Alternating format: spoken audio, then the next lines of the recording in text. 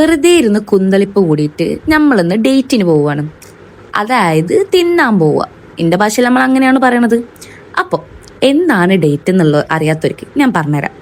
നമ്മൾ വല്ലാണ്ട് ഒരു മാസമൊക്കെ കഷ്ടപ്പെട്ട് അധ്വാനിച്ചൊക്കെ ചെയ്തിട്ട് ഭയങ്കര ഡിപ്രഷനൊക്കെ അടിച്ച് എന്തൊക്കെ ചെയ്യണമെന്ന് അറിയാത്ത സമയത്ത് ആരെങ്കിലുമൊക്കെ കൂട്ടിയിട്ട് ഏതെങ്കിലും നല്ലൊരു കഫേയൊക്കെ കണ്ടുപിടിച്ച് അവിടെ ചെന്ന് അവിടുത്തെ ആംബിയൻസ് ഒക്കെ നോക്കിയിട്ട് 1 മണിക്കൂറൊക്കെ വെറുതെ അവിടെ അങ്ങനെ ചിലവാക്കുക. അത് കഴിഞ്ഞിട്ട് നമ്മൾ ഫുഡൊക്കെ ഓർഡർ ചെയ്യുമല്ലോ. ആ ഓർഡർ ചെയ്ത ഫുഡ് ഇങ്ങനെ കുറച്ച് കഴിയുമ്പോൾ ഇങ്ങോട്ട് എത്തും. അതിങ്ങനെ 1 മണിക്കൂർ എടുത്ത് പതുക്കെ തിന്ന് അതും കൂടി തിന്ന് തീർക്കുക. എന്നിട്ട് എന്ത് ചെയ്യണം, നല്ല ആംബിയൻസ് ഒക്കെ ഉള്ള ഒരു കഫേ ആണെന്നുണ്ടെങ്കിൽ അവിടെ മൊത്തം ഒന്ന് പോയിട്ട് എക്സ്പ്ലോർ ഒക്കെ ചെയ്ത് ആ സമയം അങ്ങോട്ട് ഏകദേശം എന്താ പറയുക, ഈ ഒരു സമയത്ത് നമ്മൾ മനസ്സിലാക്കേണ്ടത് എന്താ പറയുക, നമുക്കൊരു മാസം നമ്മൾ കടന്നുപോയ കുറേ കാര്യങ്ങളില്ലേ, ഇതൊക്കെ ചിന്തിച്ചിട്ട് അവിടെ അങ്ങോട്ട് എൻജോയ് ചെയ്യുക.